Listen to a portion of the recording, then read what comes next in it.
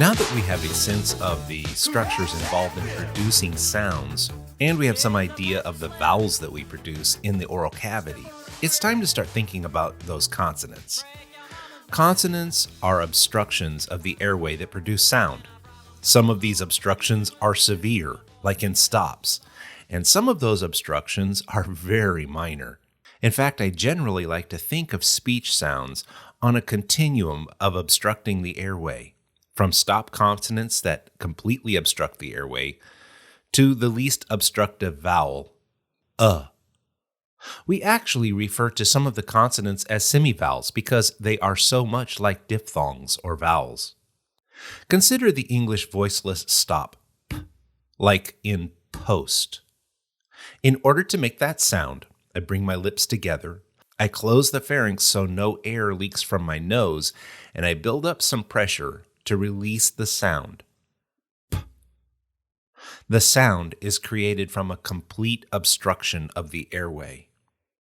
But on the other end of the spectrum, the w sound is also made using the lips and also raising the back of the tongue, but I'll deal with that later.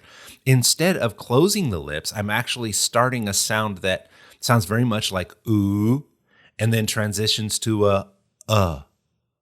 The only reason this is not a diphthong is that this transition can happen to lots of different vowels. We, way, woe, and woo, just to name a few. Also, we actually build just a little more intraoral pressure to release to the vowel than we do in diphthongs. We can classify each consonant according to three major categories: the kind of sound it is, or manner, the location in the oral cavity where the sound is produced, and whether the sound is voiced or not. Let me start by talking about the two major manners. To describe the manner of a sound, let's remember that a consonant is an obstruction of the airway. We have two major groups: those that obstruct the airway significantly, stops, fricatives, and affricates, and we call them, wait for it, obstruents, sounds that obstruct. In English, we have voiced and voiceless pairs for most of the obstruent sounds. Is the only obstruent sound that doesn't have a voiced cognate. The sonorants, on the other hand, have to be voiced in order to make them work. There are no voiceless sonorant sounds in English or any other language. For example, the sound without voice sounds like this. Or think of a word like manner, which is made up entirely of sonorant consonants and vowels. The voicing happens all the way through the entire word. Manner. When voicing happens in a consonant, it usually happens before the consonant is produced.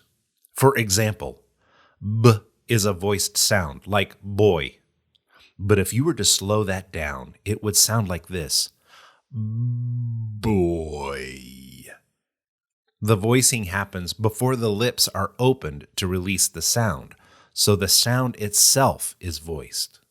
One last thing before we get into the sounds themselves. They change depending on the place they sit in the syllable.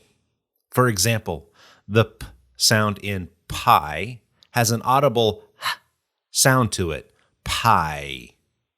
That's different than the p sound in cap. In that case, the lips come together, but they may not come back apart with an aspirated noise. Those variations, as we've described before, are allophonic variants of the sound. They don't change the meaning, but they are different. Okay, so let's start looking at the obstruent consonants. The most obstructive manner of sounds are the stops. Stops completely stop any movement of the airway, and then they allow the air to escape. They can be released with lots of noise, like k, or with almost no noise, like the k sound in pack. We have three locations for stops. We can do this with the lips, p, like pie, and b, like boy. The tongue and the alveolar ridge just behind the teeth, t, like toy, and d, like dog. And with the tongue and the soft palate, k, like key, and g, like go. Notice how each of these have a voiceless and voiced pair.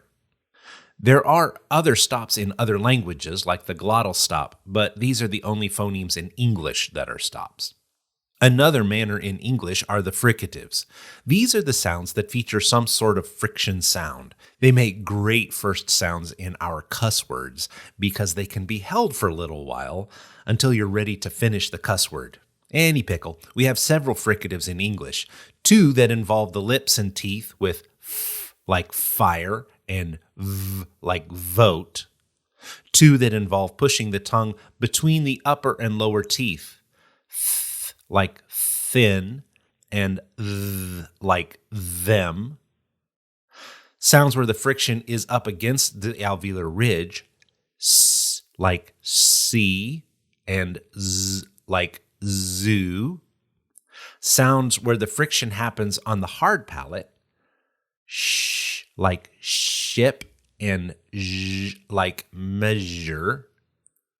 And then we have one voiceless sound in English that is made in the glottis, like hip. The zh sound in measure is unique amongst all the consonants in English.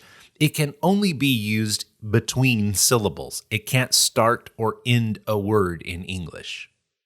One last group of obstruents are the sounds where we stop the airway, but then we release the sound with friction.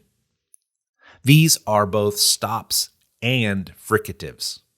We call them affricates. In English, we have 2 of these affricate sounds.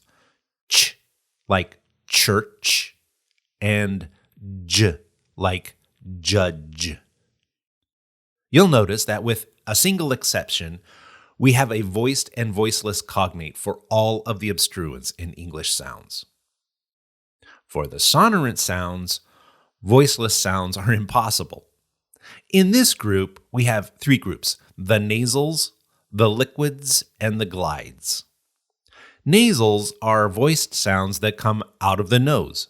M like me, n like no, and ng like ring. That last sound never starts a word in English, but it can be in the middle like finger or at the end like ring or sing. The next group of sonorants are liquids. L like lose and r like rude. Notice that r is a consonant in the initial position of a syllable, but it is a vowel when it follows the nucleus of a syllable.